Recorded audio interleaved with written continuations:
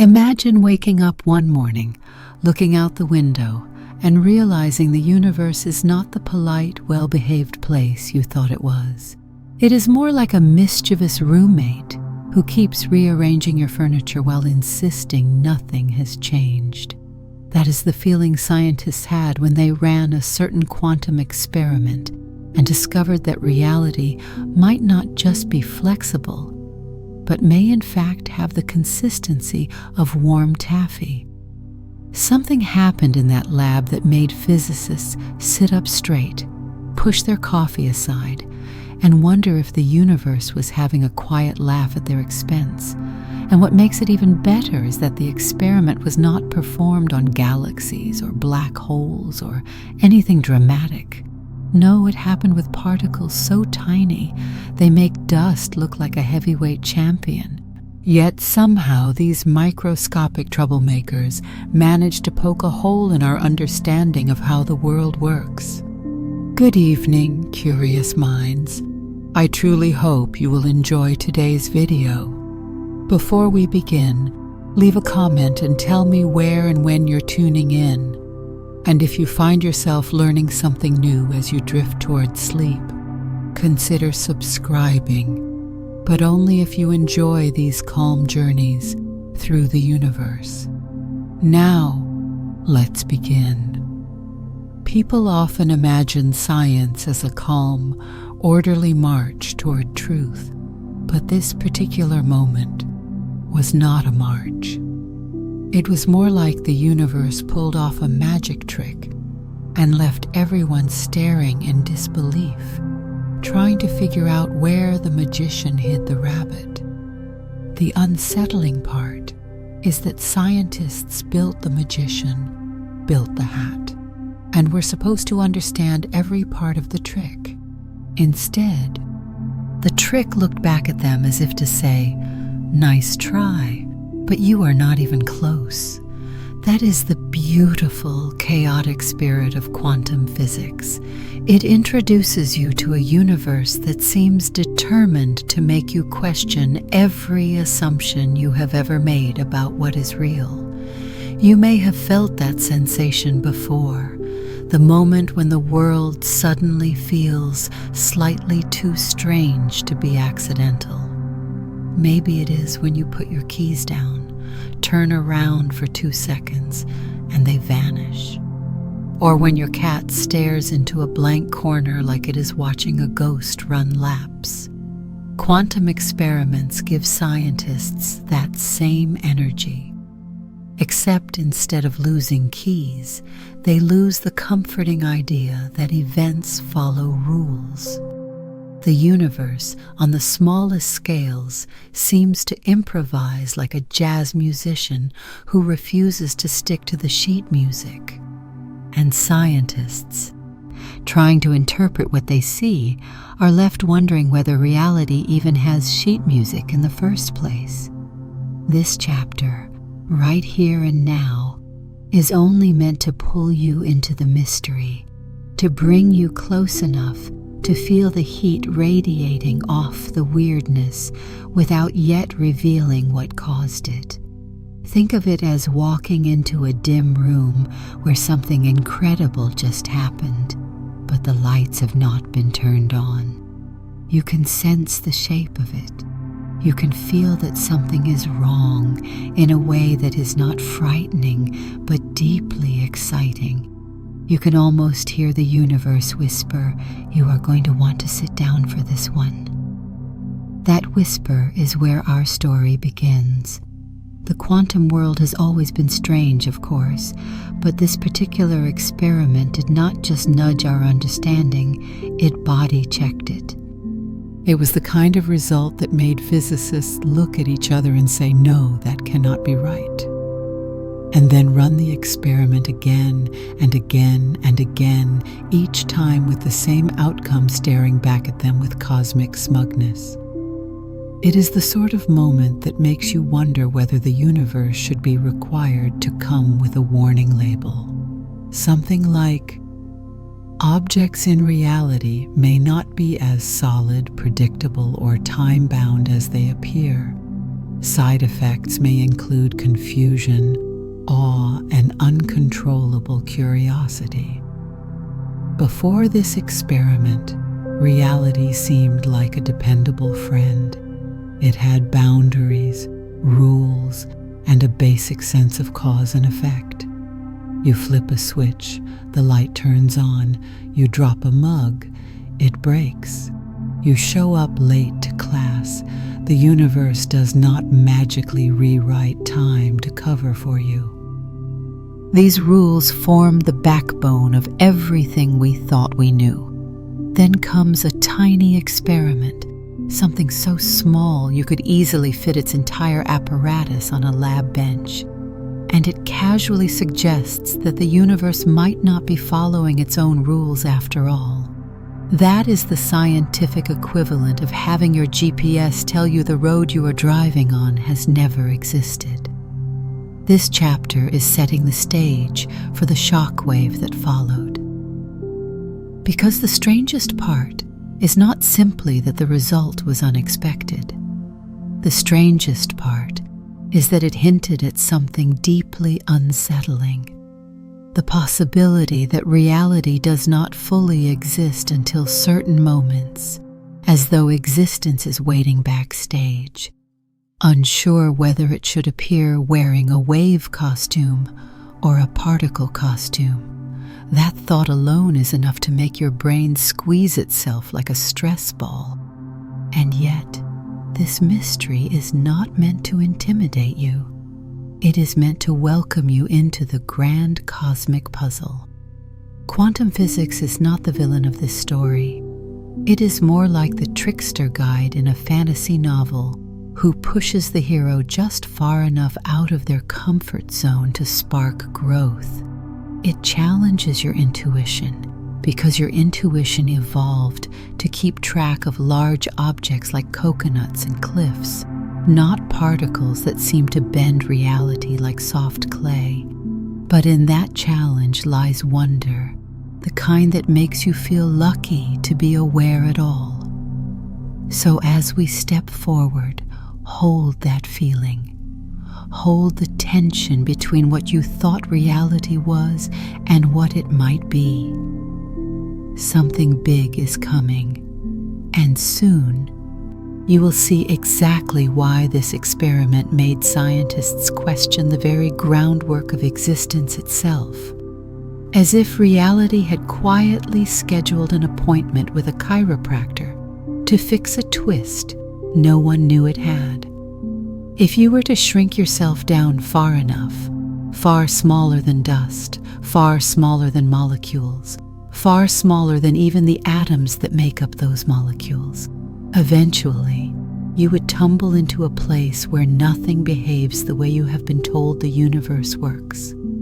It is a place where the usual rules, the ones that let you pour cereal without the bowl teleporting across the room, simply fall apart. Scientists call this the quantum world, but they could just as easily call it the land of, wait, why did that happen? Because that is the most common reaction to anything that goes on there. Quantum reality is not just physics with a twist. It is physics that seems to have read the instructions for being a universe and said, I will improvise. In our ordinary everyday world, the classical world, things behave predictably. If you kick a ball, it does not suddenly decide to split into several ghost balls and explore multiple possible flight paths before finally settling on one. If you turn on a lamp, the light does not show up in your kitchen instead of your living room because it felt adventurous. Classical physics is built on the idea that objects have definite positions and speeds that causes lead to effects, and that the universe does not make spontaneous creative choices. It is the realm of certainty, or at least reasonable certainty, the kind of certainty that lets engineers build bridges without worrying that the bridge might briefly stop existing halfway through. Quantum reality, meanwhile, is the unruly younger sibling who shows up to a family dinner wearing sunglasses and a cloak, insisting they are not bound by mortal expectations. In the quantum world, particles do not have definite positions until something forces them to. Instead, they exist in clouds of possibility, as if they are weighing their options. They move in ways that make no intuitive sense, like they are taking advice from probability rather than physics. You could look at a particle and try to track it, but the act of looking nudges it, which changes it, which makes it impossible to know what it was doing a moment earlier. It is like trying to catch your reflection in a pond while someone keeps throwing pebbles into the water. But what exactly does it mean when people talk about quantum reality? The easiest way to imagine it is to think of reality as a stage play. In the classical world, the script is set, the actors have learned their lines, and everything is performed the same way every night. In the quantum world, the script is only loosely sketched, the actors sometimes improvise entire scenes, and the play does not settle on its final form until you decide to watch it. It is not that quantum reality is chaotic for the sake of chaos. It is that the universe at that scale follows rules so different from ours that they seem alien. One of the first things people learn when they enter quantum physics is that tiny particles are not tiny versions of everyday objects. They are not miniature billiard balls bouncing around. They are not specks of matter the way grains of sand are specks of matter. When you zoom in that far, the very idea of matter starts to blur. A particle can behave like a spread-out wave, a localized point, or sometimes something that is neither wave nor point, but an odd in-between state that defies easy description. Quantum reality is not built from tiny bricks. It is built from tiny mysteries pretending to be bricks. This might make the quantum world sound like a place where logic goes to take a long nap, but the truth is the opposite. Quantum behavior is not random nonsense, and it follows mathematical rules that are incredibly precise, so precise that modern computers, lasers, and countless technologies depend on these rules being absolutely reliable. The strangeness is not in the rules themselves, but in the way they conflict with our everyday intuition. The quantum world is not lawless. It is just governed by laws that were not designed with human common sense in mind. Imagine standing at a crossroads. In classical physics, if you reach the intersection and choose the left path, you walk down the left path. End of story. In quantum reality, a particle arrives at the same crossroads and does something bizarre. It acts as though it explores all possible paths at once. It does not split into copies exactly. It is more like it entertains every possible route until something forces it to commit. Only when an interaction occurs, like a measurement or collision, does the particle behave as if it picked a path. The rest of the time, it remains draped in possibility, like a traveler who has not yet decided whether to vacation by the sea or in the mountains, and so keeps the suitcase packed with both swimsuits and winter coats. This tendency to juggle possibilities is why scientists say that quantum reality is built from probability rather than certainty. It is not that the universe is trying to be dramatic. It is that the quantum world is inherently fluid, more like a whisper of potential than a solid set of facts. And it is this fluidity, that makes quantum particles seem like they never received the memo on classical rules. Classical rules are about definite outcomes. Quantum rules are about the entire menu of outcomes, all simmering simultaneously until something plucks one from the pot. The deeper you go, the clearer it becomes that quantum reality is not a glitch in the universe. It is the foundation of everything. Every atom in your body, every star in the sky, every grain of sand on every beach is built from these small, bewildering actors. The classical world is not separate from the quantum world. It is simply what happens when the quantum world scales up and averages out into the calm, predictable universe we can walk through without falling into a puddle of contradictory possibilities. But underneath that calm surface, the quantum world is buzzing with potential, flickering with choices, and humming with rules that feel more like riddles. And now that you have peeked behind the curtain, you might understand why scientists keep returning to it, not because it makes sense, but because it challenges everything we thought we knew about what is real. There are moments in science that feel like plot twists, the kind that make you lean back and mutter, "Wait, what?" The double-slit experiment is one of those moments. In fact, if scientific discoveries were theatrical performances, this experiment would be the dramatic scene where the spotlight narrows, the music cuts out, and the main character reveals something so unexpected it changes the entire tone of the story. This was the moment humanity discovered that the tiniest building blocks of nature are not content being just one thing. They show up to reality as if they brought multiple resumes and are waiting to see which role they land. Particle, wave, or maybe both if they are feeling ambitious. The setup itself could not look more harmless. Imagine a simple wall with two narrow openings side by side. Nothing glamorous. If anything, it looks like a set piece from a high school science fair. Yet this unremarkable structure has managed to terrify, delight, and confuse physicists for generations. Behind the wall sits a screen that lights up wherever something hits it, like a cosmic painting canvas. And the goal is straightforward. Send tiny particles, perhaps electrons, photons, or any other minuscule troublemakers, toward the two slits and observe what happens when they pass through.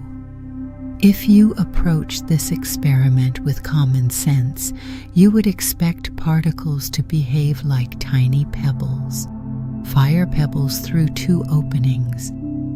And you would expect to see two clusters of impacts on the screen, one behind each slit.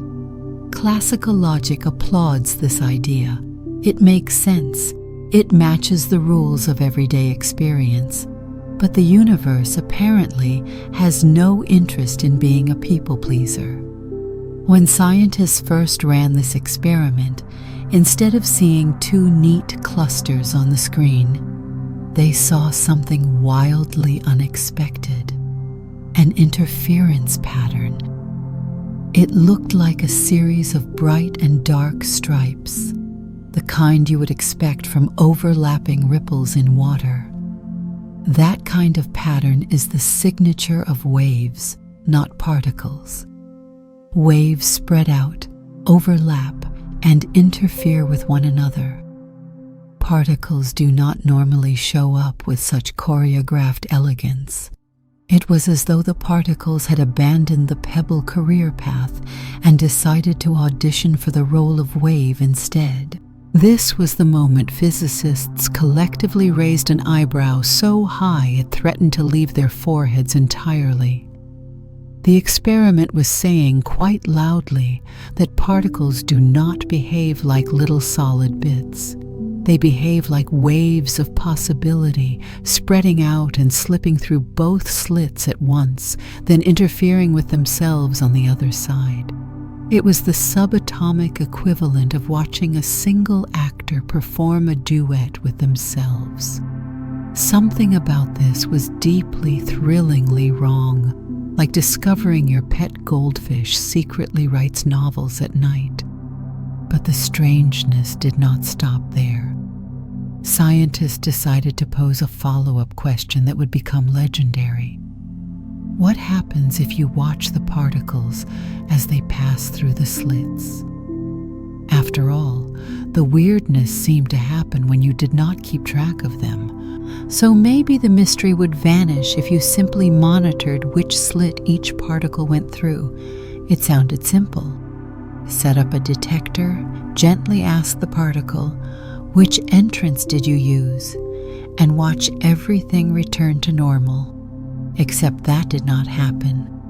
The moment the particles were observed, the interference pattern disappeared.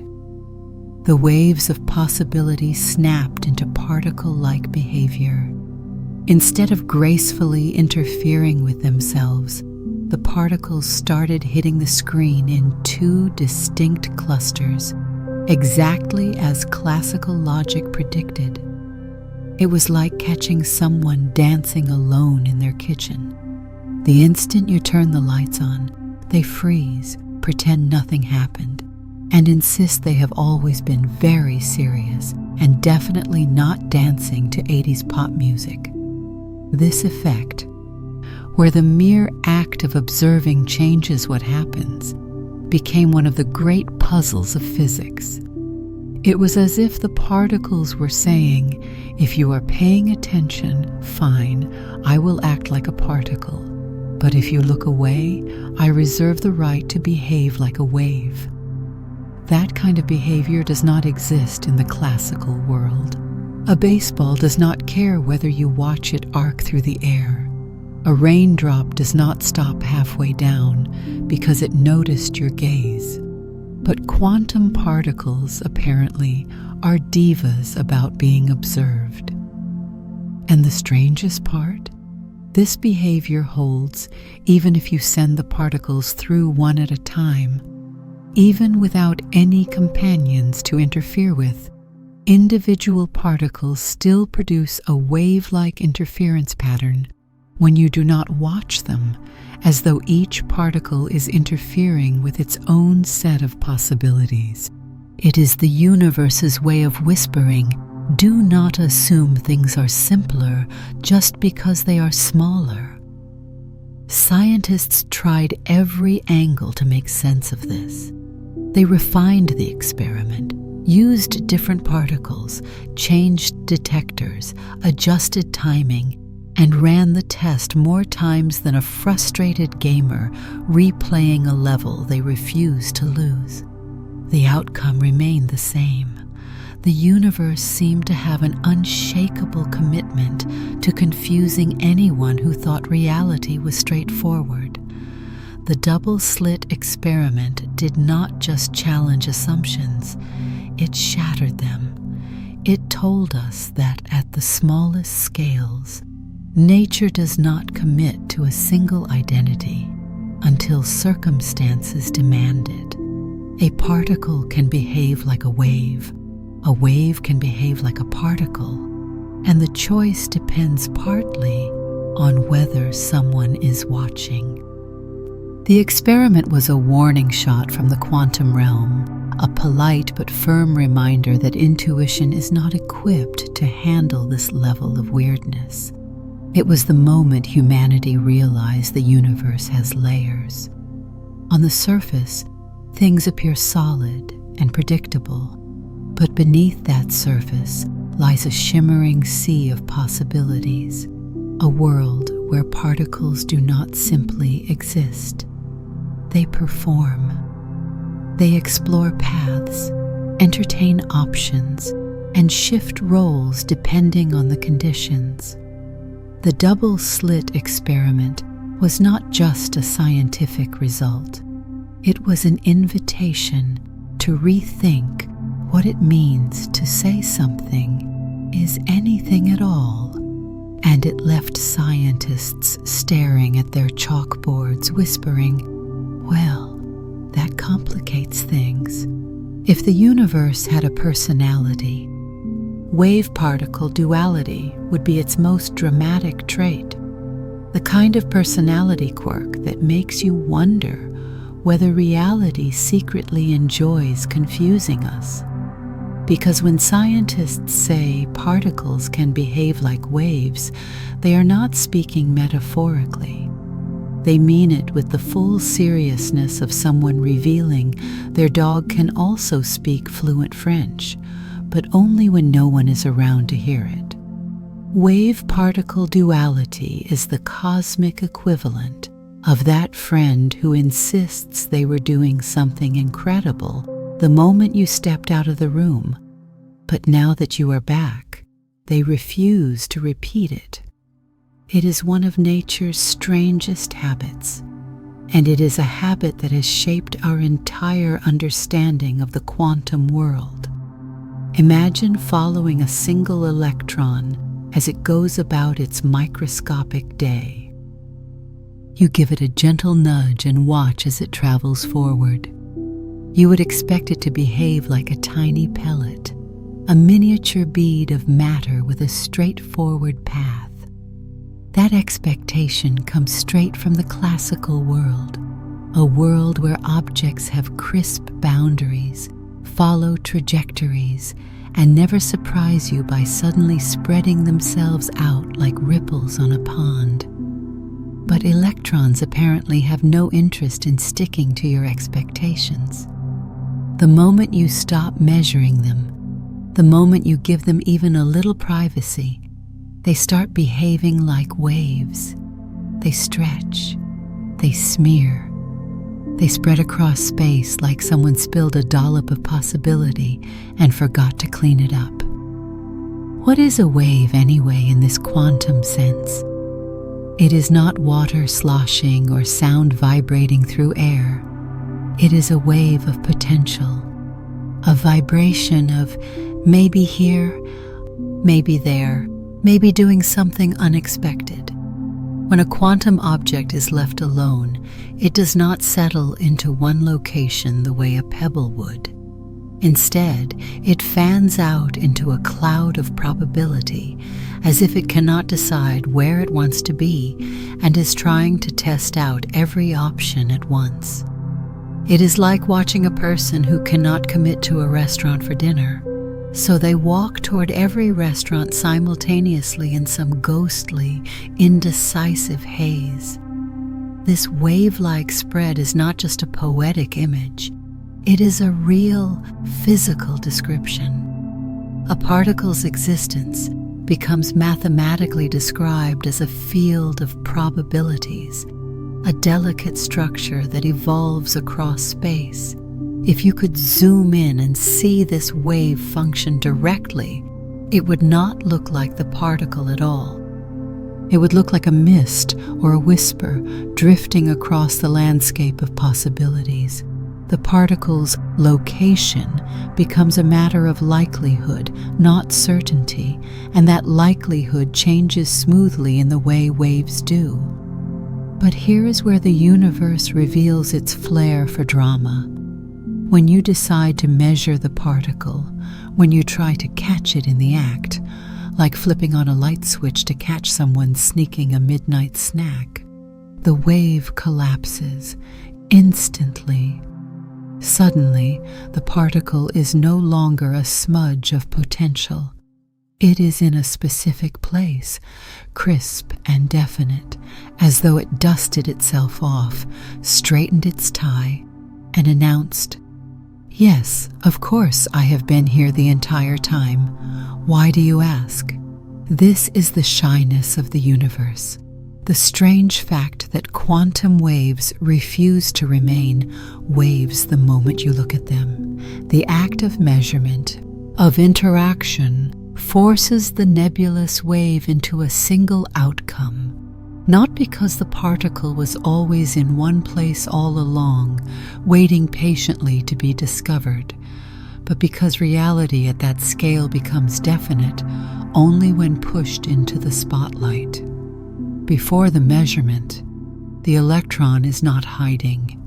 It genuinely exists as a wave of possibility.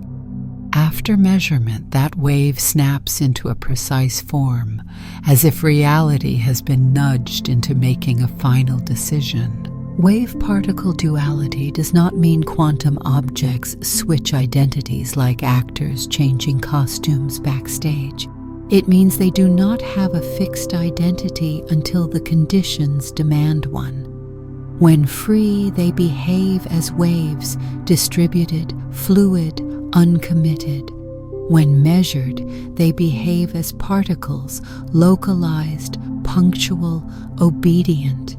It is the universe's way of saying that small things do not need to follow the rigid categories we invented for them. They exist in a liminal state, a state where definitions are slippery and nature seems comfortable existing in multiple descriptions at once. The most astonishing part is that this duality is not optional. It is woven into the foundation of reality. Every electron in every atom of your body is quietly pulsing with wave-like behavior when unobserved. Every photon bouncing off every surface you see is capable of acting like a ripple instead of a bead. Even large objects obey quantum rules. They just behave so predictably that their wave nature becomes effectively invisible. Your coffee mug is technically governed by waves of possibility too. It is just too massive, too tangled with the surrounding environment, and too constantly observed to show off its quantum personality. If your mug ever acted like a wave, you would probably call someone to come check on your house. What makes wave-particle duality so fascinating is not just the physics, but what it implies about reality's flexibility. It suggests that the universe does not carve its ingredients into neat categories. Instead, it allows them to wear multiple identities depending on the context. The world you experience day to day is built atop this foundation of shimmering ambiguity, as if certainty is something that emerges only when conditions are right. This is why physicists still marvel at wave-particle duality. It is not simply a quirk of subatomic objects. It is a reminder that reality is not obliged to simplify itself for our convenience. The universe does not need to behave in ways that match how our eyes perceive the world, or how our minds prefer to categorize things. Instead, it behaves in the way it truly is: subtle, fluid, and mysterious, with particles that glide like waves when unobserved, and stand at attention like particles when called upon. Wave-particle duality was one of the first deep hints that the quantum realm is not just weird, it is profoundly different. And by learning how the universe can slip between identities, we begin to see that the solid world around us is built from ingredients that refuse to stay in a single lane, no matter how closely we watch them. If quantum mechanics had a signature move, the kind of stunt it pulls out at parties just to watch everyone gasp, it would be superposition. This is the idea that a particle can exist in multiple possible states at the same time, as though it is trying out an entire buffet of realities before deciding which one it wants to commit to. Imagine a student standing in the middle of a college campus, unable to choose between studying biology, philosophy, or underwater basket weaving. Instead of choosing one major, they somehow take all three simultaneously, acing exams in 3 buildings at once, until the moment an advisor corners them and demands they pick a single path. That is superposition. It is not that the particle is indecisive. It is that reality at that scale allows things to genuinely exist in multiple overlapping possibilities until something forces a decision. To understand this strange behavior, picture a coin resting on your thumb. You flip it into the air. For the entire time it spins, you do not know whether it will land on heads or tails. But the coin itself is not being both. It has a definite outcome. You are just waiting to discover it. But in the quantum world, the coin really would be both heads and tails during that flip. Not as a metaphor, not as a trick of perception, but as a literal physical state. A quantum coin does not wait for your observation to reveal a pre-existing answers. Observation is what forces it to choose one. Before you look, the universe has left the coin suspended in a blend of outcomes, like a crossword puzzle where every possible letter is somehow penciled into the same box without causing any smudging. Superposition is the art of existing in many potential realities at once. A particle can be here and there simultaneously. It can spin clockwise and counterclockwise. It can have more than one energy, more than one orientation, more than one identity, all layered like sheets of translucent paper, stacked so neatly you cannot tell them apart until someone pulls one out. It is not a matter of the particle being hidden from us. It is a matter of the particle not having made a definitive choice yet. Quantum reality does not bother with single-file lines. One way to imagine this is to picture a musician improvising at a piano. In classical physics, the musician would pick a single melody and play it. In quantum superposition, the musician would play every possible melody simultaneously, not as a cacophony, but as a harmonious blend. Only when the audience listens, only when someone interacts, does the music collapse into a single melody, the one you hear. The musician was not secretly playing just one song the entire time. All of them were real possibilities, coexisting until the observation pulled one into focus. This may sound abstract, but it is not a distant idea. It sits at the heart of everything that makes quantum physics so powerful. Superposition is what allows quantum computers to perform unbelievable feats of calculation. Instead of working through possibilities one at a time, a quantum system can juggle many at once, exploring a vast landscape of outcomes in parallel. Classical computers move like careful librarians, handling one book after another. Quantum computers leap through entire shelves simultaneously, like acrobats who ignore gravity and shelving systems alike. But at the scale of everyday life, superposition never shows up in such dramatic fashion. You never find your car both parked in the driveway and also halfway to the grocery store. Your house keys do not exist in a cloud of every possible location, waiting for you to observe them into one place, though that would explain a lot of frantic mornings. The reason we do not experience superposition directly is that large objects are constantly interacting with things around them: air, light, heat, surfaces, even stray vibrations. These interactions are like academic advisors pushing the student to pick a major. They collapse superpositions before they grow large enough for us to notice. Quantum weirdness is always present, but it is fragile, easily disrupted by the environment. Still, the idea that an electron around an atom does not actually orbit like a tiny planet, but instead occupies a superposition of many potential locations, is one of the most astonishing truths science has uncovered. It is as though electrons hover in multiple rooms at once, drifting not through space, but through possibility.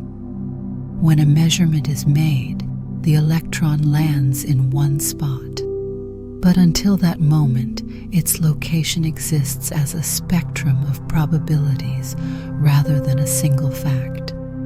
Nature is not merely uncertain, it is flexible. Superposition also invites us to rethink our assumptions about what it means for something to exist. We are used to objects having clear, well-defined states. A book is open or closed. A lamp is on or off. These crisp categories make everyday life manageable. But superposition tells us that, in the deeper layers of reality, existence is richer and more fluid. Something can hold many states at once without contradiction, because contradiction only appears when we insist on pinning things down. Superposition is not ambiguity, it is abundance. The power of this idea lies in its ability to stretch our imagination. It invites us to picture a universe where the smallest components are not rigid bricks, but shimmering clouds, not locked into single paths, but exploring many at once. Superposition is the quantum way of saying that the world is built from possibilities first and outcomes second.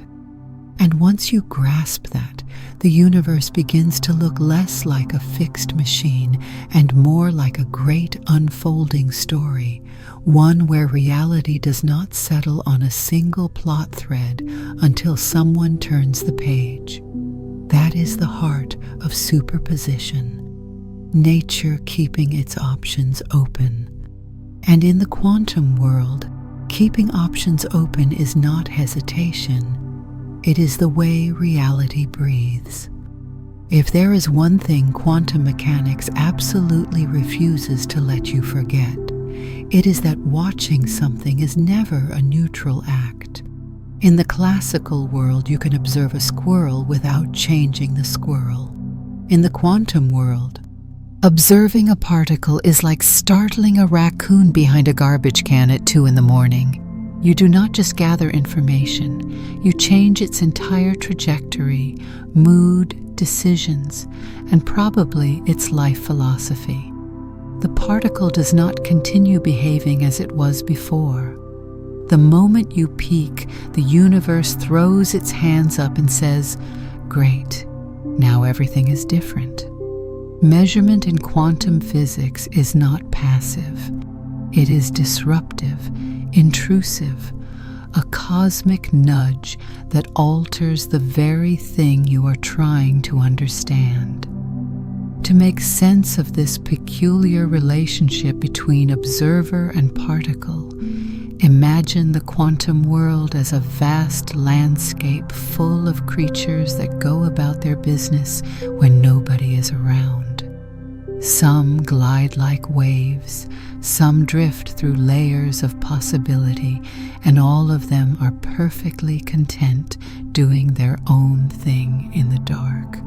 But the instant someone turns on a flashlight, the scene rearranges itself. The creatures freeze, shift, or transform into something else entirely. The act of illuminating them, of asking, "Where are you?"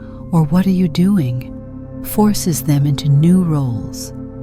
They cannot remain the fluid beings they were seconds earlier because the observation itself disrupts their natural state.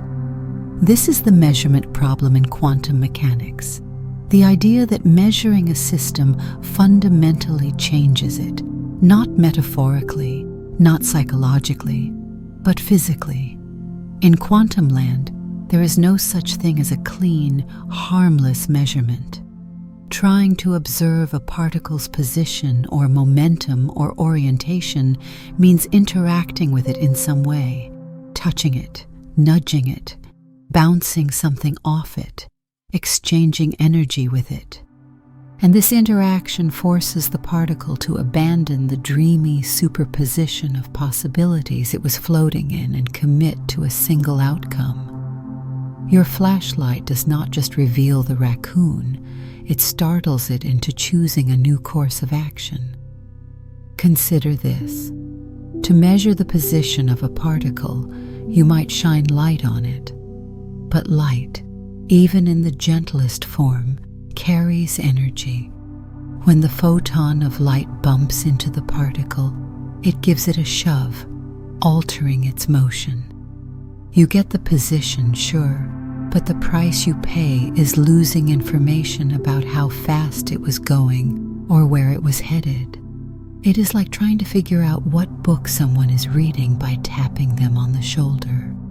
Yes, you get a peek, but you also make them lose their place and glare at you with mild cosmic irritation.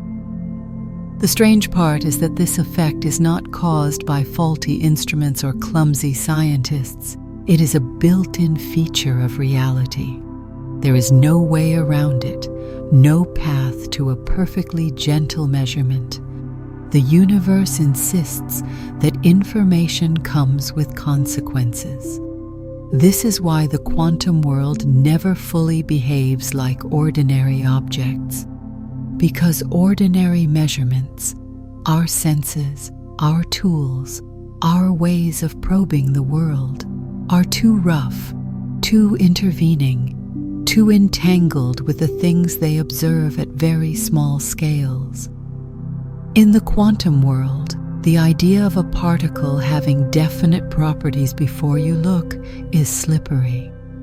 The moment you ask it a question, the particle answers not by revealing a pre-existing fact, but by settling into a single state that fits the question you asked.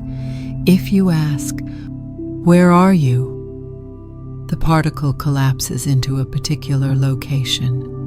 If you ask, "How fast are you moving?" the particle reshapes itself into a definite motion. It cannot give you both answers at once, because each question demands a different kind of disturbance. You cannot observe position without losing clarity about momentum, and you cannot observe momentum without scrambling the particle's position. Nature seems determined to keep you from gathering too much information at once, as though the universe is running a cosmic privacy policy, and particles are protected under strict confidentiality clauses.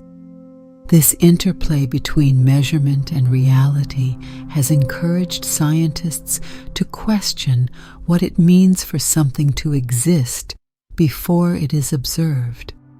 Does a particle have a definite location before we measure it? Or does location only become meaningful when we force the issue? Does the act of measurement create the outcome, or merely select one possibility from a hidden list? These questions twist the mind because they force us to examine our assumptions about objectivity. We like to believe that reality is sitting there, crisp and ready, waiting to be examined. But quantum measurement hints that reality may instead be a menu of potentials, and the act of observation is what chooses dinner. One helpful analogy is to think of the quantum world as a collection of scripts for a play. Before measurement, the actor has several scripts in hand and has not committed to one. They exist in a superposition of roles, each plausible, each prepared. The moment the curtain rises and the spotlight hits, they must choose a script and perform only that version. The audience's act of watching collapses all other scripts. The performance is real and definite, but only because observation forced one version into being. Measurement, then, is not merely a tool for discovering reality. It is an ingredient that shapes it. This is why quantum mechanics can feel unnervingly alive. The universe does not unfold independently of us. Instead, the smallest components of nature respond to our interactions with them. They settle, snap, collapse, transform, and choose according to the questions we ask. And perhaps the most humbling truth is that we cannot observe without participating. We cannot ask without affecting. In the quantum world, curiosity always leaves fingerprints. It is a reminder that even the gentlest touch, the faintest glance, or the slightest inquiry becomes part of the story. Much like the startled raccoon, the quantum world does not behave the same once it knows it is being watched.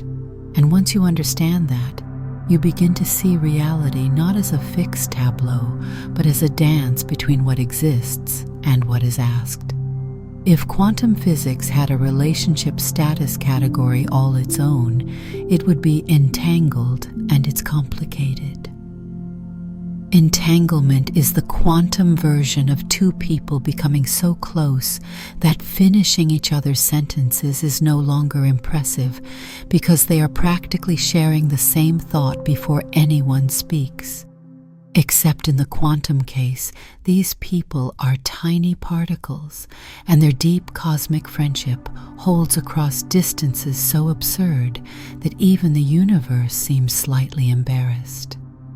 Picture two electrons behaving like inseparable twins whose connection is so intense that you can place one on Earth and the other on a space station orbiting Mars. And the moment you poke one, the other reacts instantly. No text message, no travel time, no signal bouncing off a satellite. It just knows.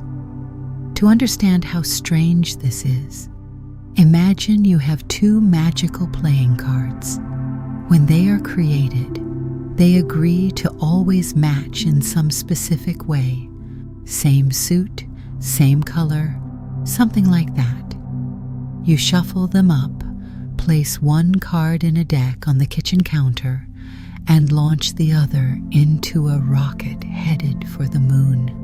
When the astronaut flips the lunar card and finds it is the Queen of Hearts, the card back in your kitchen instantly becomes the Queen of Hearts too, not because it traveled through the air or because the cards whispered secrets across space, but because the two were linked in such a deep and fundamental way that distance never mattered. This is entanglement, a connection so profound it ignores physical separation entirely. But unlike cards, entangled particles do not carry pre-packed instructions. They are not secretly whispering, "Okay, if someone looks at me and sees I am spinning this way, you make sure to spin that way." Instead, their states genuinely do not exist as separate properties until the moment one is observed. When you measure one particle, you force it into a definite state, and the other particle instantly adopts the corresponding state, even if it is so far away that light, the speed limit champion of the universe, could never hope to catch up. This phenomenon irritated Albert Einstein to the point where he famously referred to it as spooky action at a distance, which was physics speak for, "I do not like this at all." Einstein believed that no information could travel faster than light. and entanglement seemed to be thumbing its nose at that rule. But quantum physics never claimed information was traveling. Instead, it suggested that entangled particles are not two separate things at all. They are a single shared system stretched across space, like a duet played on two instruments sitting in different rooms. Think of entanglement as a cosmic bond that begins at the moment of creation. When two particles interact in specific ways, their properties become linked, not glued together, not tethered by invisible strings, merged in a mathematical sense, woven into the same underlying description of reality. When one particle settles into a definite state after a measurement, the other does too, instantly, because the universe is not treating them as two separate objects with independent states. It is treating them as one state with two locations. This raises a strange question. How do the particles keep track of each other's conditions without sending messages? The answer, as unsatisfying as it may sound, is that they do not need to track anything. In the quantum world, tracking is a human word for a process that does not apply. Entangled particles are not cooperating or exchanging information. They are behaving as two ends of the same story.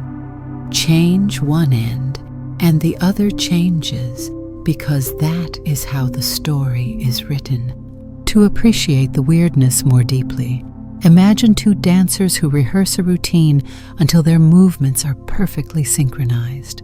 If you watch them separately, you might believe they are sending signals or timing cues to one another. But entanglement goes further. The dancers are not synchronizing based on practice.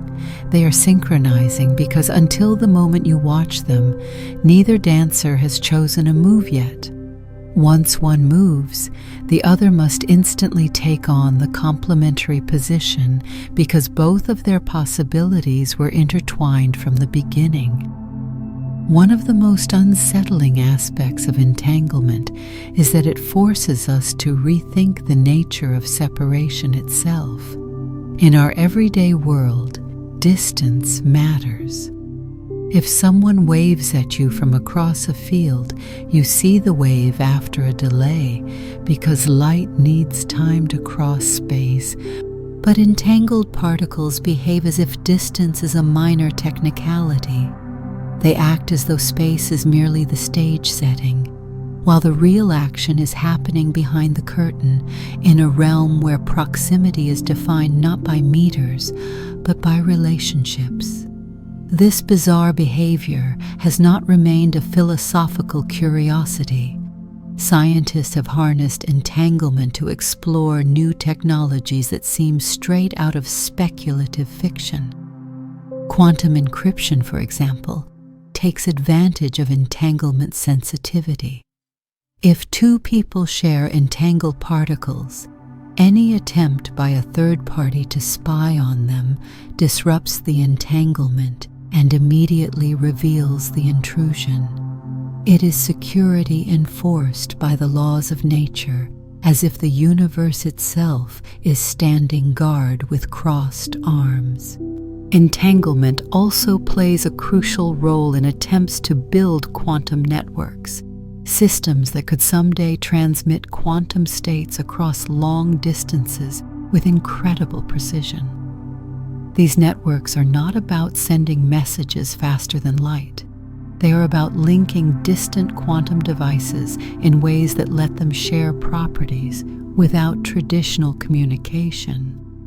It is less like a phone call and more like a shared dream. Yet for all its technological promise, entanglement remains one of the strangest relationships in physics.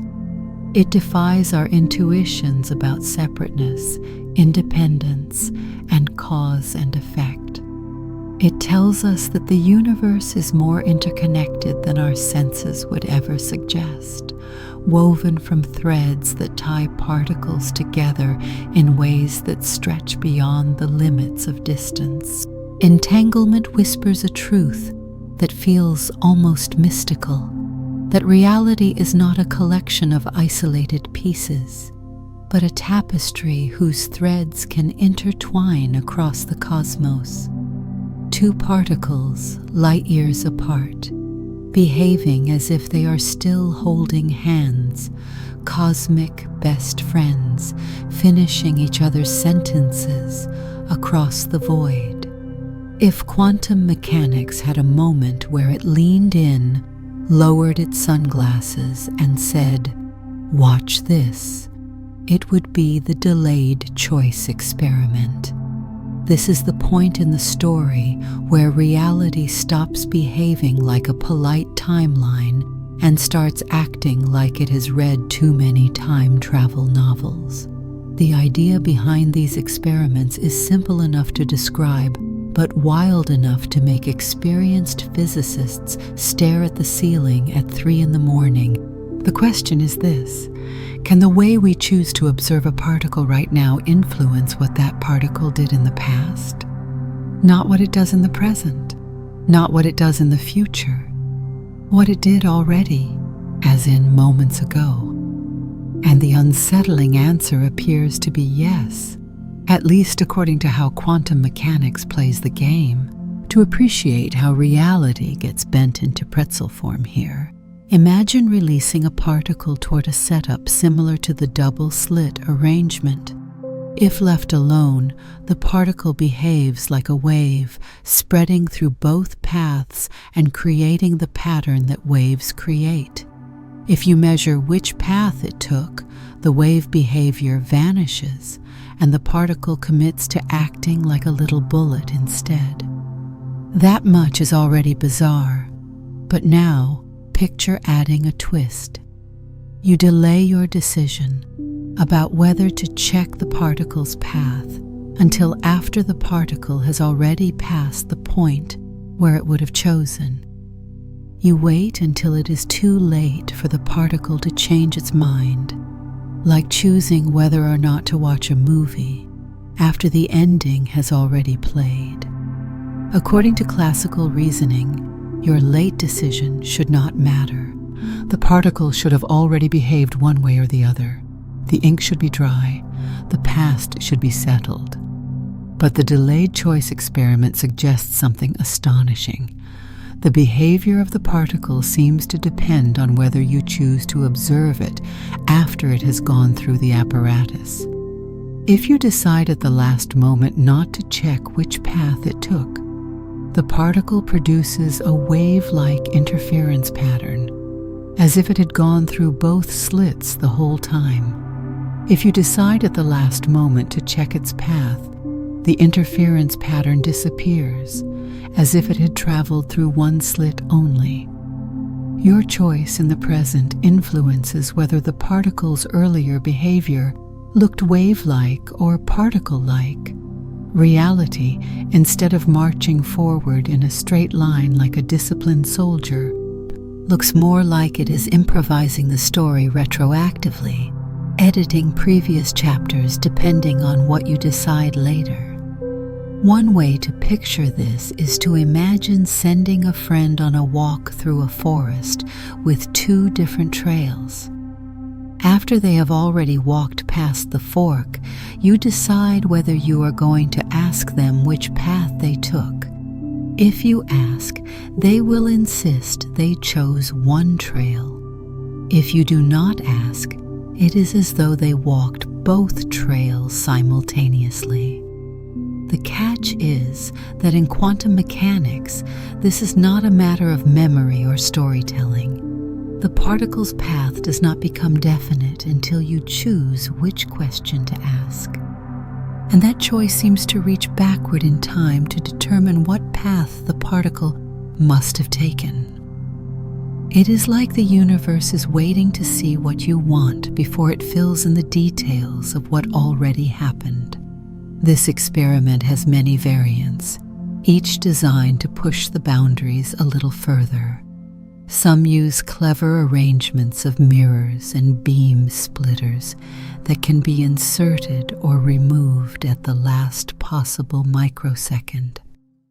Others use entangled photons, where the decision about how to measure one photon determines how its partner behaved earlier, even if the partner is already gone. No matter the version, the theme remains the same. Reality does not lock itself into a fixed history until the moment it is forced to. The past at the quantum level appears to be a flexible draft. Now, this does not mean you can send messages to the past or rewrite your own history. The universe is not granting anyone the power to correct embarrassing life choices by fiddling with particle detectors.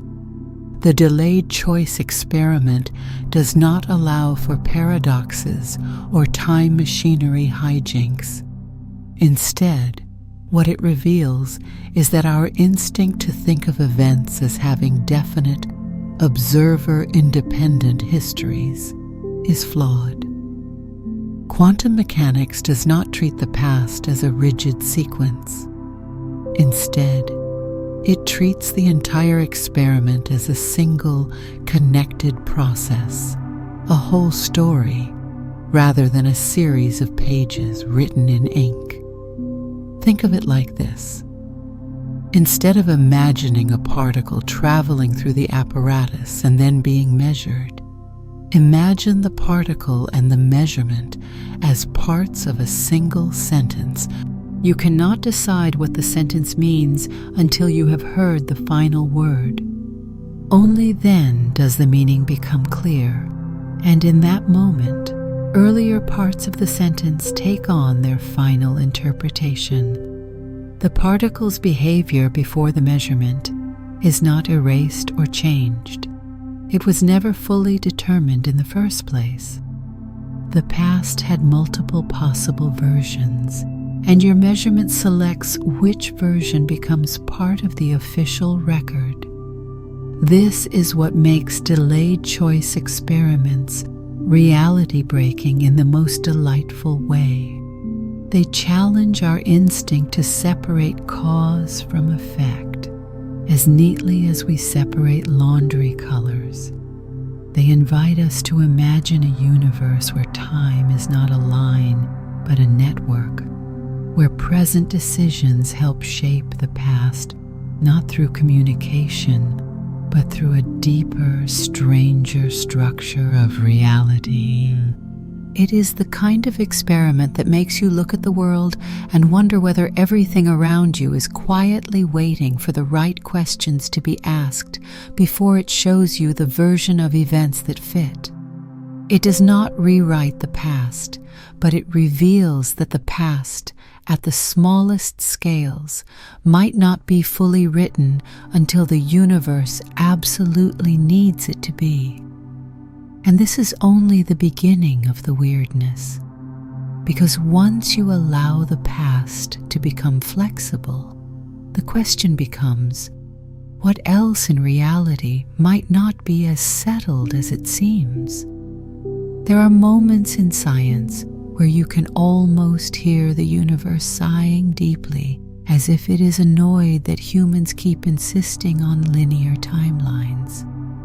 The delayed choice experiments are strange enough on their own, but when you start to explore what they imply, really explore it, you find yourself stepping into territory where time behaves less like a dependable river and more like a moody cat that refuses to walk in a straight line, no matter how politely you ask. This is the chapter where time itself seems to rage quit, toss the rule book over its shoulder, and mutter, "Figure it out yourselves." To understand what is so unsettling here, imagine the universe as a movie. In the classical world, the film is already shot, edited, and stored on a reel. When you watch it, the scenes unfold in a fixed order. Your future observations do not change what the actors did earlier in the story. But in the quantum world, it is as though the film is still being written while you are watching it. Scenes adjusting themselves depending on the questions you ask, even if those questions relate to parts of the plot you already passed. The universe is not handing you a finished movie. It is taking your ticket, asking what kind of story you expect, and then tailoring earlier scenes to match the ending you insist on seeing. This does not mean time is literally running backward, or that particles are zipping around rewriting their personal diaries. What it suggests is more subtle and far stranger. The past at the quantum level does not become a definite past until the future measurement locks it in place. It is not retroactive change. It is retroactive decision. The universe does not go back and edit old footage. It waits to commit to the footage until it knows how the story ends.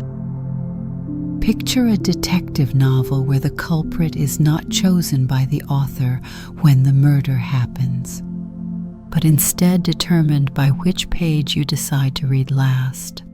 If you skip to one ending, the plot rearranges itself so the clues always pointed to culprit number 1. If you flip to a different ending, the earlier chapters edit themselves mentally to make culprit number 2 the obvious choice.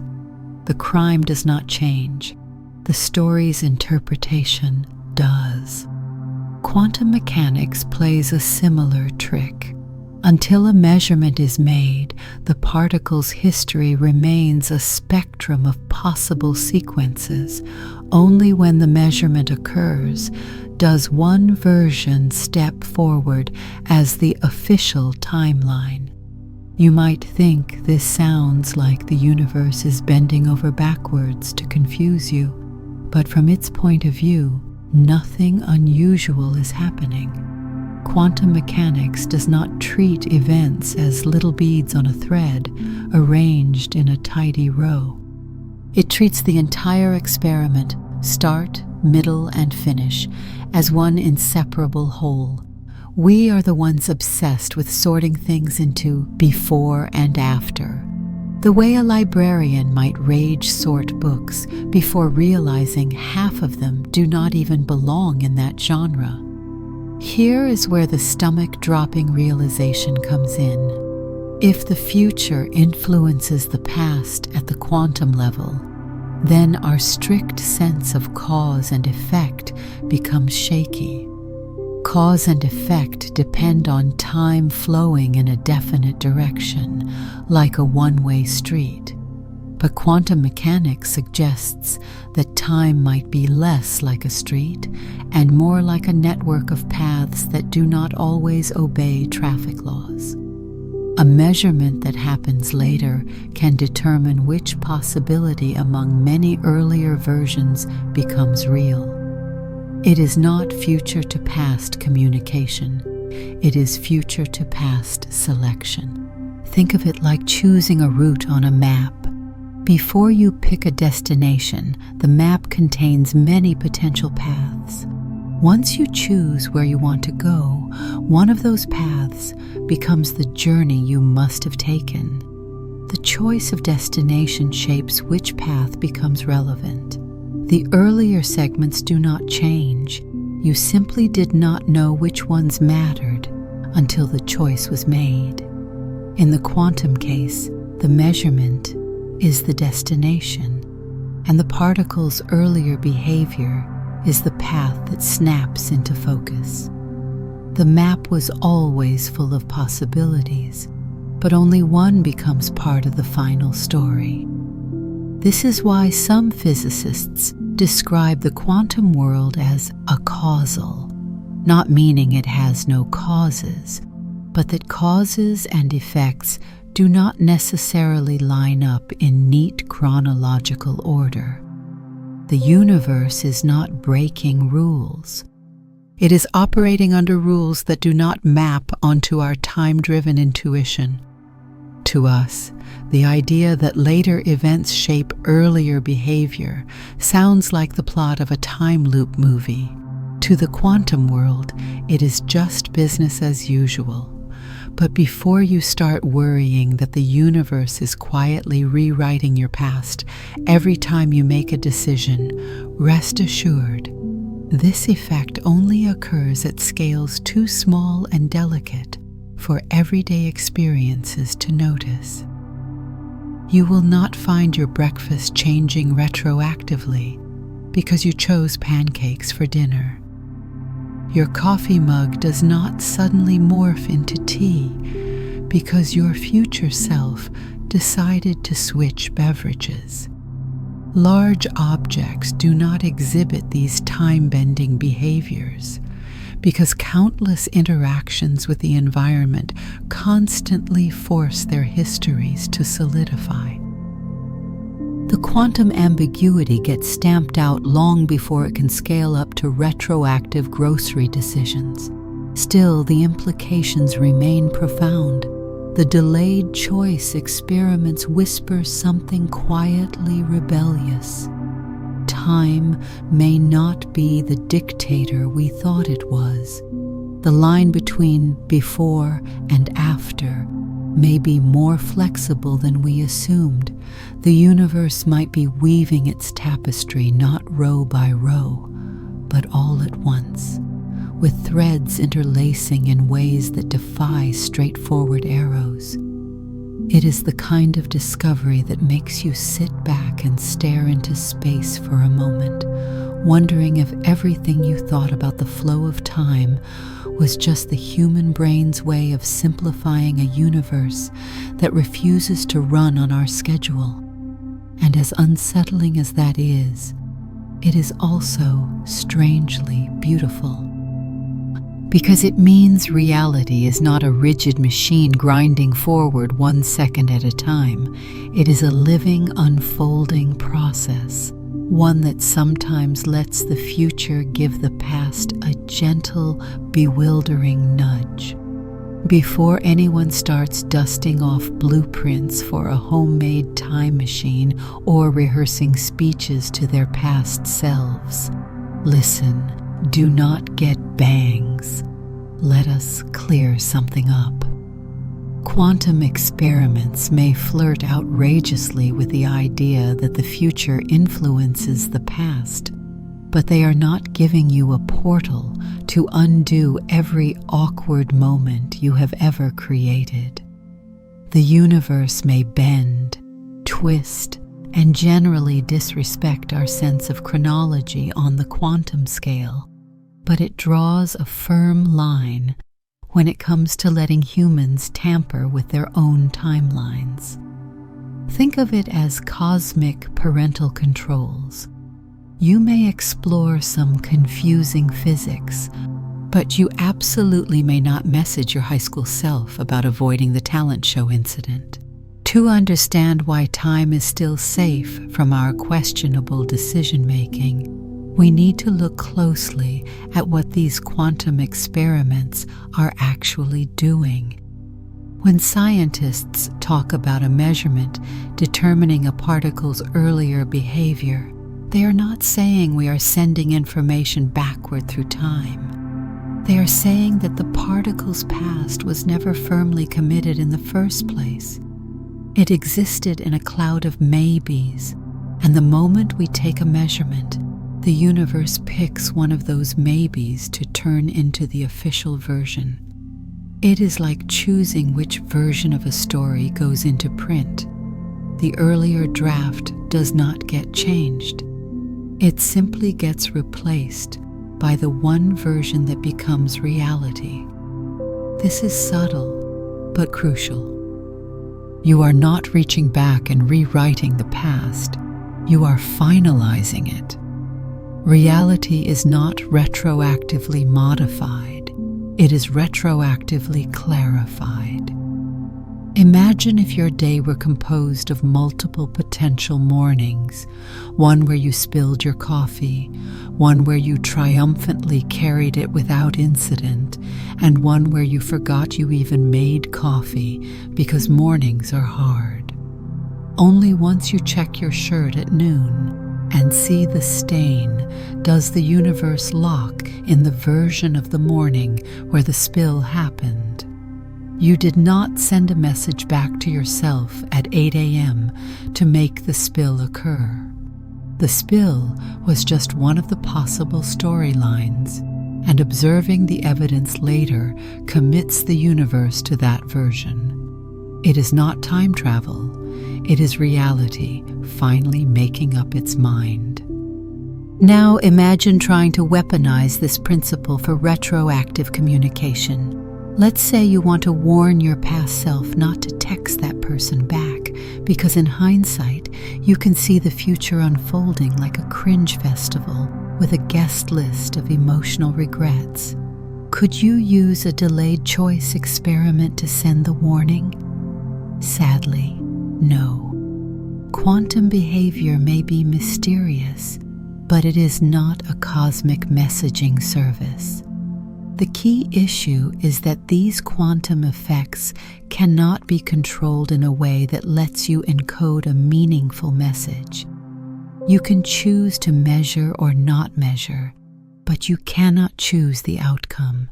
The universe will give you a result, but you do not get to pick which result you get, let alone instruct it to spell out a warning like, "Don't answer that text, just don't."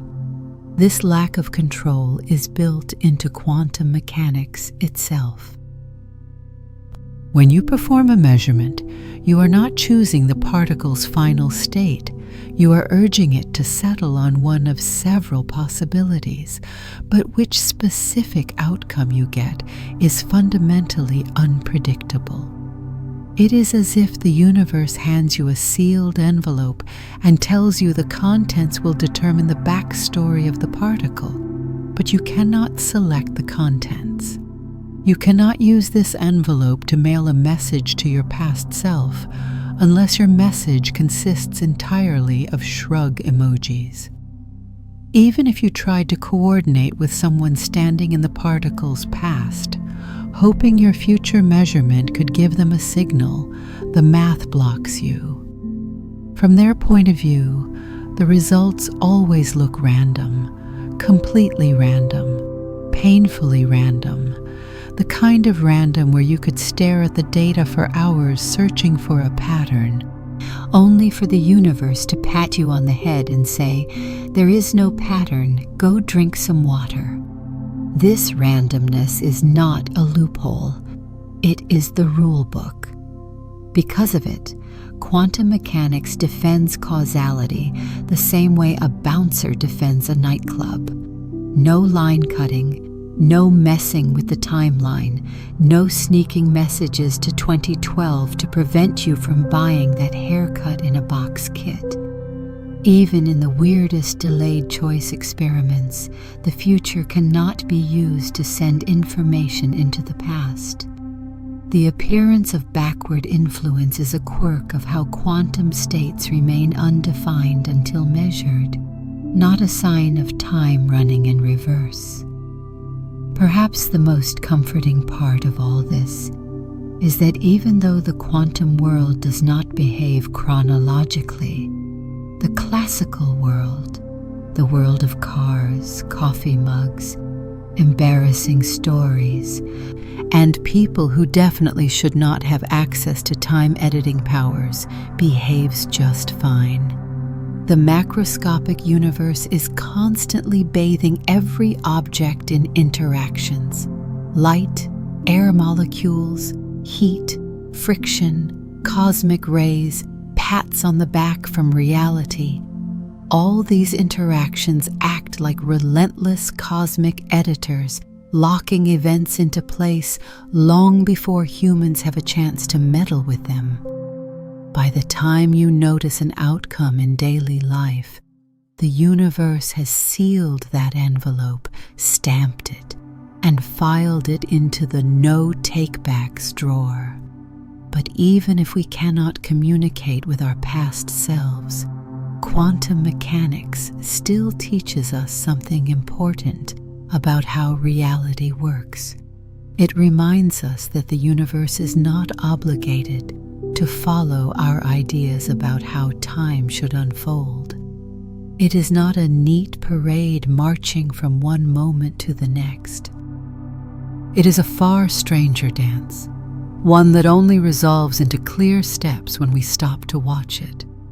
And while we may not be able to alter our personal timelines, we can learn to live with the mystery that the universe's backstage is more flexible than we ever dreamed. So no, quantum physics does not let you travel back to tell your past self to avoid that questionable haircut.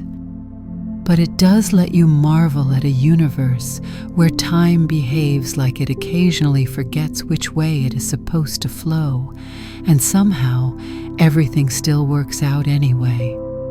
When humans encounter something strange, we immediately start inventing explanations. It is practically a survival instinct. If a tree rustles in the dark, the brain whispers a theory. Maybe a breeze, maybe a squirrel, maybe an extremely ambitious squirrel. Quantum mechanics, with all its baffling experiments and reality-bending behavior, triggers this instinct on a cosmic scale. Scientists have spent decades trying to make sense of a world where particles act like waves, measurements shape outcomes, and timelines look suspiciously negotiable. The result is a collection of interpretations so wildly different from one another that they feel like competing fan theories for the universe. Each passionately insisted upon, none officially confirmed, and all equally determined to explain why quantum mechanics behaves like it had its rulebook written by surrealist poets. One of the most famous of these interpretations is the many worlds interpretation, which has the energy of a comic book crossover event.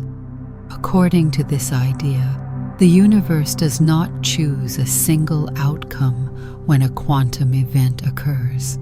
Instead, every possible outcome actually happens, but in separate realities. Measure a particle here, and one version of the universe sees it land in one state. Another version sees it land in a different state. The universe, by this logic, is constantly splitting like a cosmic hydra that refuses to stick to one timeline. Many worlds enthusiasts love pointing out how elegant this is. No wave function collapse, no weird retroactive decisions, just a universe that branches infinitely like a reality-generating machine. It is a bold idea, one that suggests there is a version of you out there who became a professional juggler, one who learned French in middle school instead of giving up after the first verb conjugation, and one who confidently asked out your crush instead of speed walking in the opposite direction. Whether this is comforting or horrifying depends entirely on your personality, but the strength of many worlds is that it takes the quantum equations at face value and declares that the universe is big enough, infinitely big enough, to accommodate every possibility. On the opposite side of the interpretive arena sits Bohmian mechanics, sometimes called the pilot wave interpretation. If many worlds feels like a multiverse extravaganza, pilot waves feel like the universe quietly hiring a cosmic tour guide. In this view, particles always have definite positions. They are not smeared out or living in multiple possibilities. Instead, they are guided by a hidden wave, an invisible, information-rich field that tells each particle how to move. The particle is the surfer. The pilot wave is the ocean carrying it along. This wave obeys quantum rules, and it can stretch across space in ways that look eerily coordinated, which helps explain entanglement without invoking multiple universes. Pilot wave theory treats reality as precise and objective, even if humans cannot see the underlying guidance system. The weirdness of quantum mechanics becomes a matter of missing information rather than cosmic improvisation. It is a theory that whispers, "Calm down. The universe is weird, but not that weird." And while it has a quiet elegance, it also carries a strange consequence. The pilot wave responds instantly across any distance, meaning nature has its own built-in version of faster-than-light choreography. Then there is the Copenhagen interpretation, the veteran of the group, the one that has been around so long it has developed its own mythology. Copenhagen essentially says, "Look, quantum mechanics works. Stop asking too many questions." It argues that quantum objects do not have definite states until they are measured. Superposition is real, collapse is real, and the universe does not owe us any deeper explanation. According to Copenhagen, the line between the quantum and classical worlds is fuzzy but essential. Measurement is the moment where possibilities turn into actualities, and everything before measurement belongs to a realm where traditional language breaks down. The Copenhagen interpretation has the personality of a wise but slightly exasperated grandparent. Its charm lies in its pragmatism. It does not try to interpret the quantum world into a grand narrative. It simply says, the math works. Reality is what you see after measurement. And anything beyond that is not something humans are required to worry about. Philosophers hate this, of course, but physicists often find it refreshingly honest. Meanwhile, the quantum Bayesian interpretation, also known as cubism, takes a surprisingly personal approach. It claims quantum mechanics does not describe objective reality at all. Instead, it describes your knowledge of reality. The wave function is not a physical thing. It is your personal belief about potential outcomes. Measurement collapses information, not the universe. Cubism essentially proposes that quantum mechanics is a tool for making informed bets about what you will experience, like a cosmic weather app that tracks your expectations rather than the atmosphere itself. According to cubism, the universe is not hiding secret truths. It is simply revealing information relative to the observer. This interpretation charms those who love probabilities and horrifies those who desperately want physics to describe reality with cold, objective clarity. But it has an important philosophical message. The quantum world may be as much about the limits of knowledge as it is about the behavior of particles.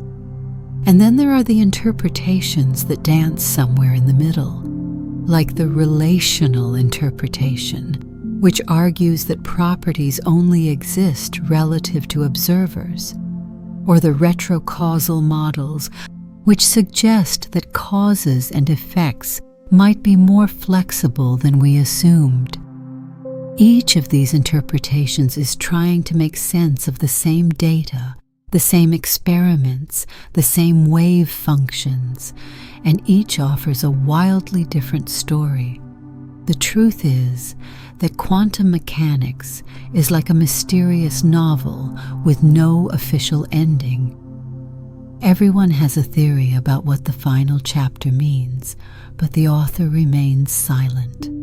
Physicists can test equations with exquisite precision, but interpretations are attempts to wrap human intuition around something that does not behave like anything in ordinary life. These interpretations do not change the facts of quantum mechanics. They change the narrative we place around those facts. They are our cosmic fan theories, some elegant, some extravagant, some delightfully chaotic. And until the universe drops a spoiler none of us can ignore, they will continue to coexist like alternate explanations for a mystery that refuses to resolve neatly, which, in a way, is fitting. Quantum mechanics never promised us certainty.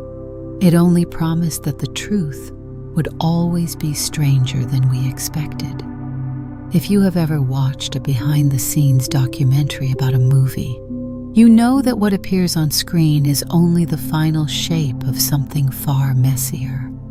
Lines get rewritten, scenes are rearranged, actors improvise entire sections, and occasionally the director decides the ending should be something completely different from what was filmed 3 months earlier.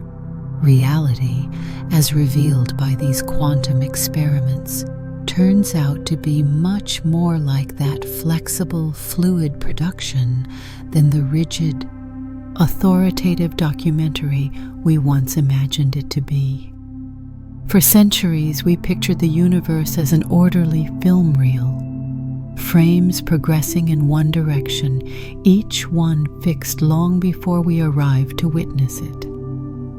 But the quantum world suggests something radically different, that the universe might be a script still in draft mode, constantly adjusting, revising, editing, and finalizing scenes, depending on the questions we ask and the ways we interact with it.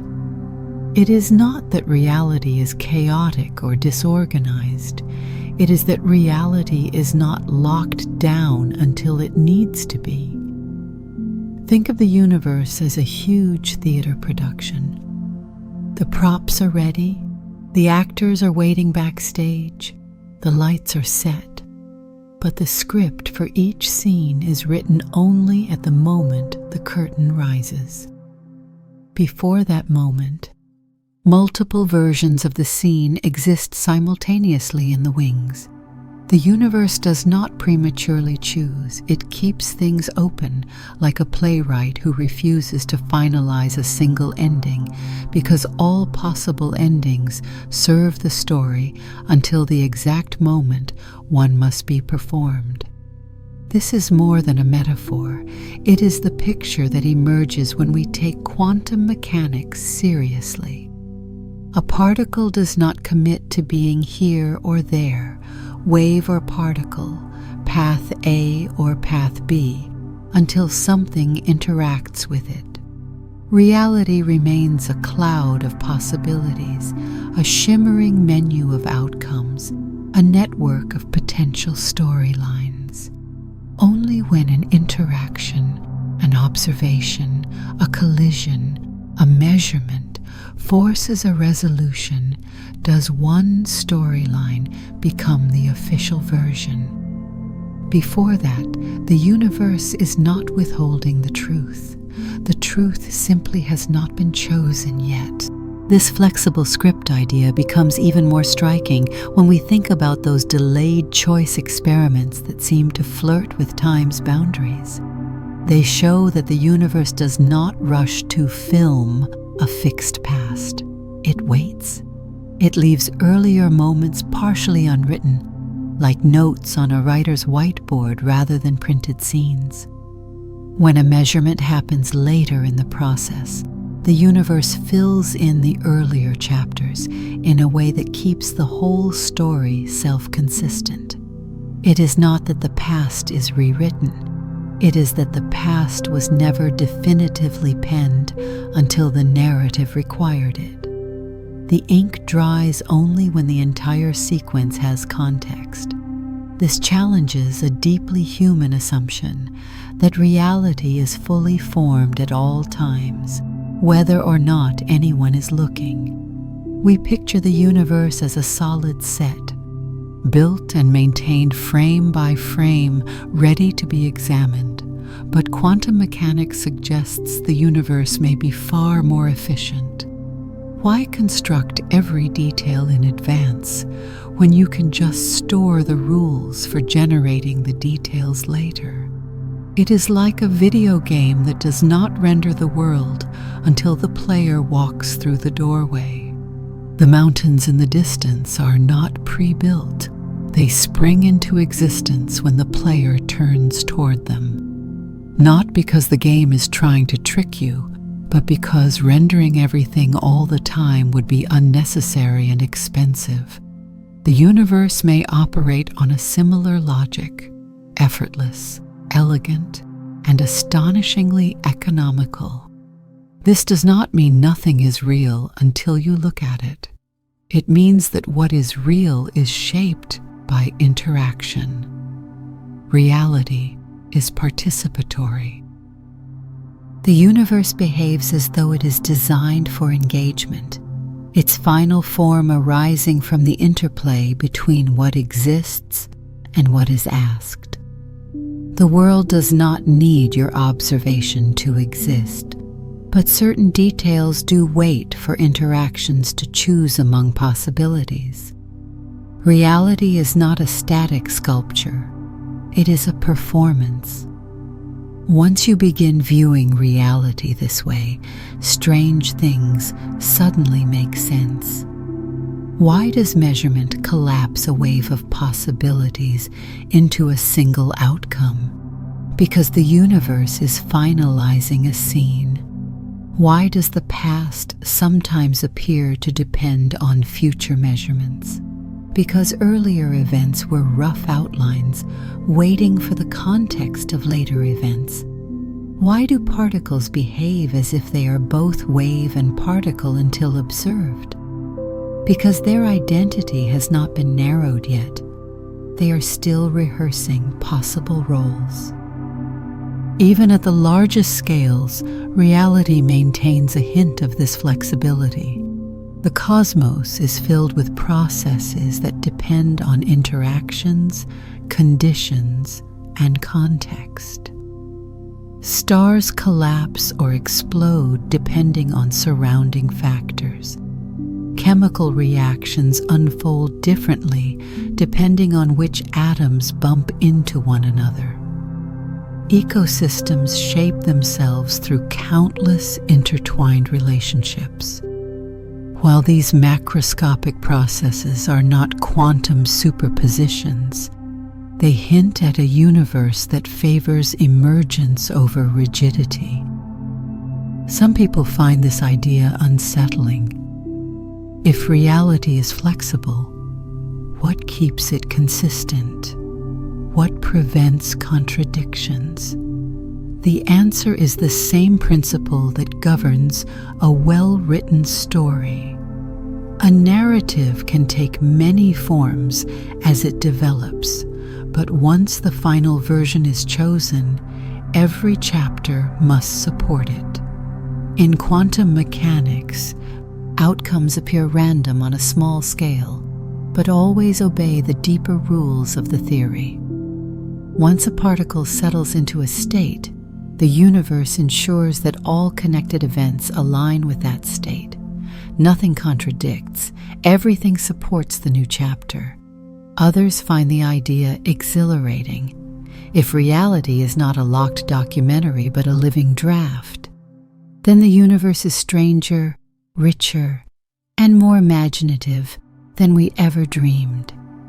It is not bound by our expectation that events must be fixed long before they unfold. Instead, reality is constructed through interactions, an ongoing collaboration between the world and everything that engages with it. Quantum mechanics does not tell us the universe is an illusion. It tells us the universe is dynamic, not fragile, but adaptive, not scripted in advance, but written as it unfolds. A reality that is not pre-packaged, but handcrafted moment by moment. A reality that is, in its own quiet and mind-bending way, alive to possibility. If you want to witness a group of people who look like they are simultaneously fascinated, exhausted, and one questionable coffee away from whispering secrets to lab equipment, look no further than the engineers trying to turn quantum mechanics into actual technology. These are the brave souls attempting to tame quantum chaos, like lion tamers stepping into the ring only to discover the lion can teleport, multiply, and occasionally behave as if it has read the script for the show before they've written it. They stare into the abyss of superpositions, entanglement, and non-classical behavior and think, you know what? Let's build something out of this. And somehow, against all odds, they are doing it. One of the biggest dreams in this quantum engineering revolution is the quantum computer. A classical computer is like a very disciplined student. It answers questions one step at a time, following a neat and tidy chain of reasoning. A quantum computer, in contrast, behaves like a student who refuses to choose a single answer until the last possible moment, and because of that, can explore many possible answers simultaneously. Superposition lets quantum bits hold several potential states at once, and entanglement links them together in patterns so intricate they resemble a cosmic spider web spun by a particularly theatrical arachnid. Quantum engineers trying to build these machines face a challenge that feels almost mythological. How do you harness something that collapses the moment you touch it? It is like trying to catch soap bubbles with oven mitts. Quantum states are delicate, prone to interference from even the slightest nudge. Vibrations in the room, stray electromagnetic waves, temperature changes, or the mere presence of air. To keep a quantum computer stable, engineers must chill it to temperatures colder than deep space, isolate it from nearly everything, and essentially beg the universe to let it behave long enough to compute something useful. But when these machines work, even in early, finicky prototypes, they show hints of astonishing power. They could solve certain kinds of problems that would take classical computers longer than the age of the universe, not because they are faster in the usual sense, but because they explore vast landscapes of possibilities in parallel. They could revolutionize fields like encryption, optimization, chemistry, materials design, and anything where nature's complexity outpaces our ability to simulate it. It is as if engineers are trying to build a thinking engine that speaks the native language of the universe, rather than the neatly translated version classical computers use. Then there is quantum communication, which thrives on entanglement's uncanny ability to link particles in ways that ignore distance. Engineers are experimenting with using entangled photons to create communication systems so secure they make conventional encryption look sloppy. If someone tries to eavesdrop on a quantum communication channel, the act of observing disrupts the entanglement and instantly reveals the intrusion. It is the security equivalent of a door that screams, Someone's touching me the moment a burglar approaches.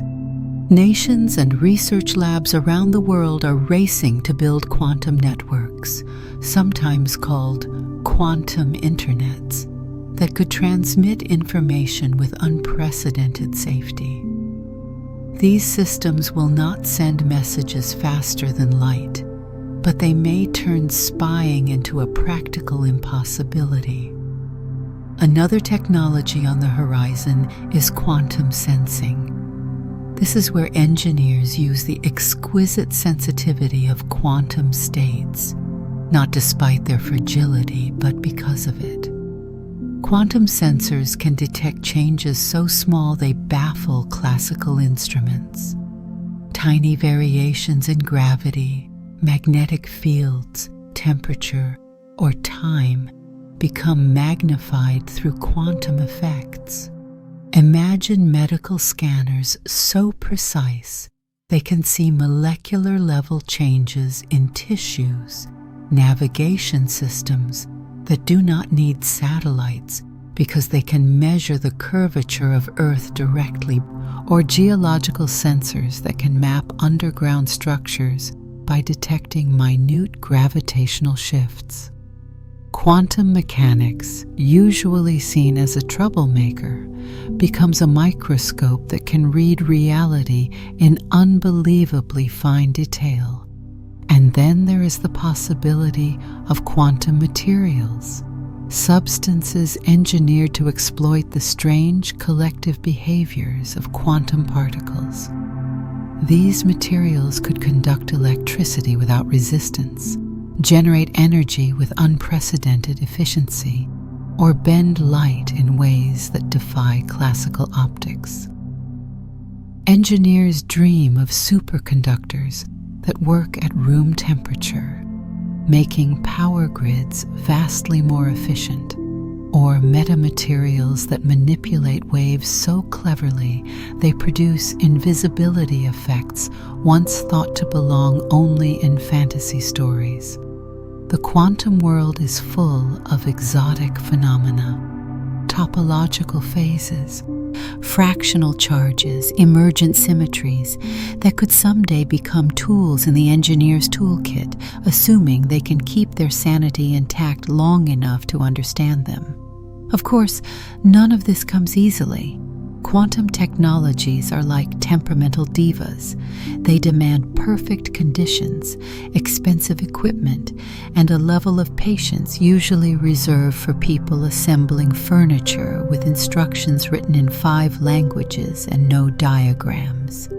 Progress is slow, breakthroughs rare, and setbacks common.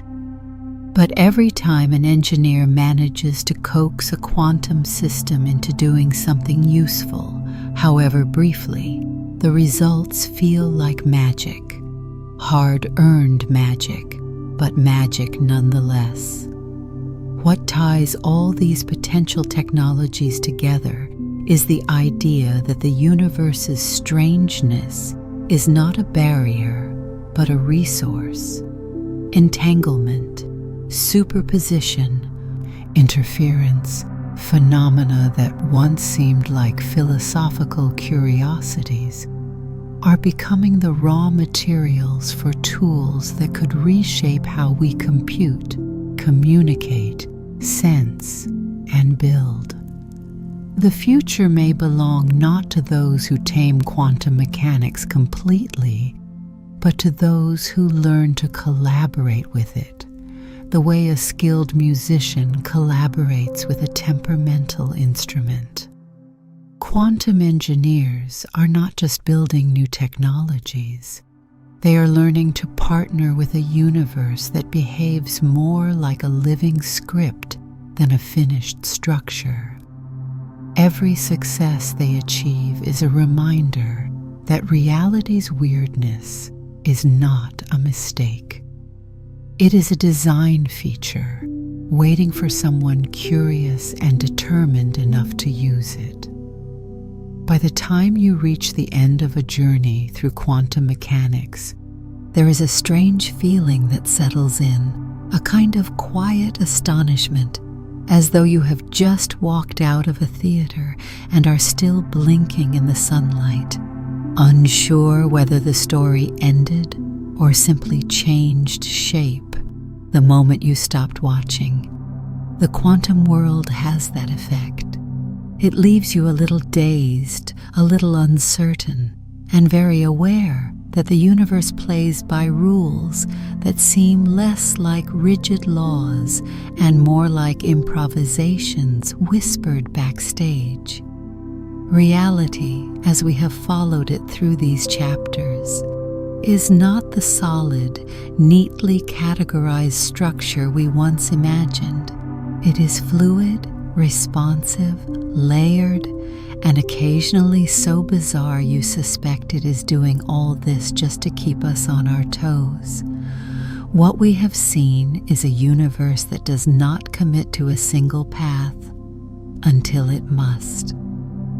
Particles that behave like waves until the spotlight hits them. Twins of matter that remain linked across cosmic distances without bothering to check in with light speed limits. Experiments that seem to pause the past, waiting to see what the future demands before deciding which version of events to canonize.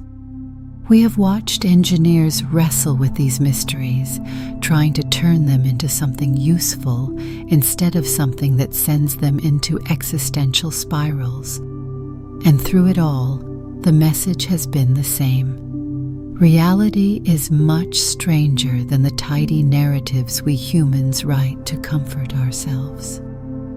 This is precisely where the great twist lands, not in any individual experiment, but in the realization that the universe is allowed to be this strange.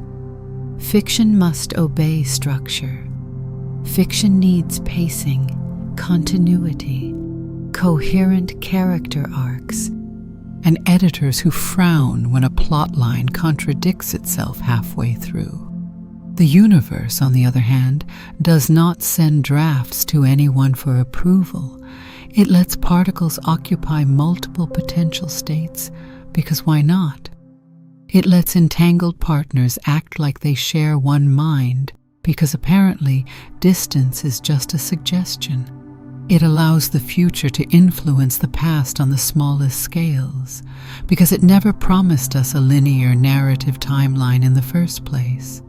And yet, for all the chaos, there is a deep order beneath the weirdness.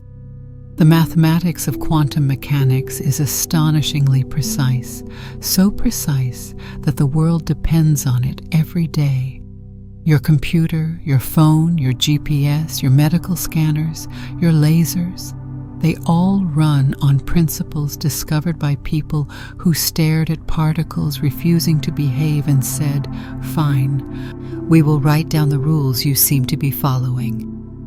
The equations were not invented to impose order on chaos.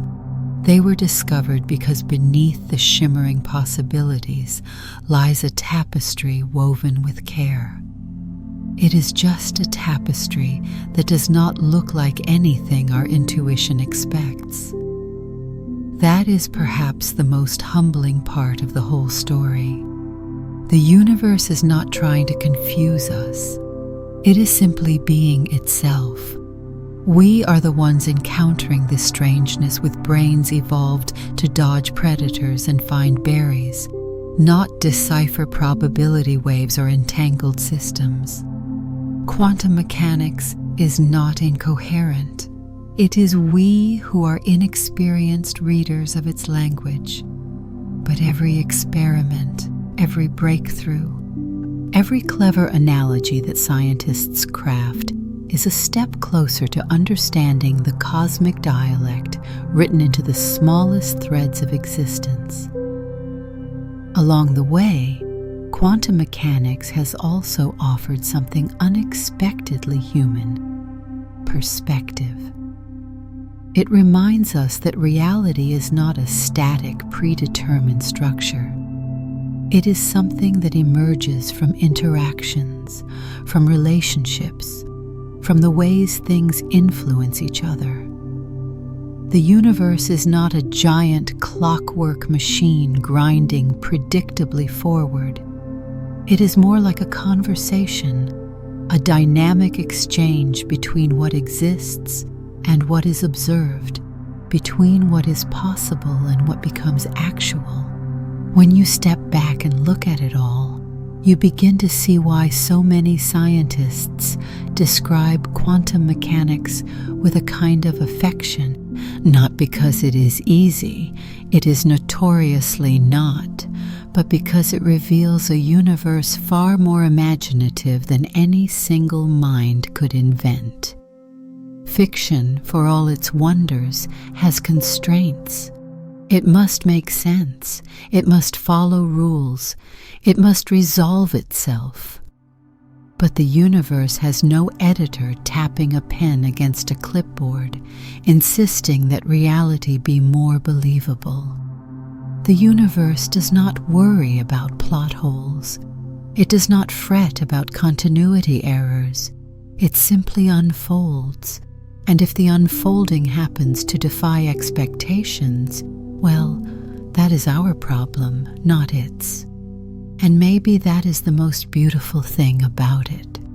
For all our attempts to categorize, label, and structure the cosmos, reality remains larger, stranger, and freer than our most carefully written stories. We chase its mysteries not because we expect them to be neatly packaged, but because each revelation hints at a deeper layer, a more subtle truth, a hidden framework that is richer than what came before. In the end, quantum mechanics is not just a collection of experiments or a catalog of mysterious behaviors. It is an invitation, a reminder that the universe is still full of undiscovered wonders, that beneath the familiar world lies a realm where possibility reigns, where imagination meets law, where uncertainty is not a flaw, but a feature. It encourages us to stay curious, to keep asking questions, to laugh at the absurdities, and to marvel at the elegance hiding within the chaos. So as this story closes, remember this. Reality might be stranger than fiction because fiction must obey the expectations of its audience, but the universe is under no such obligation. It is vast, intricate, and unedited, and somehow impossibly it works.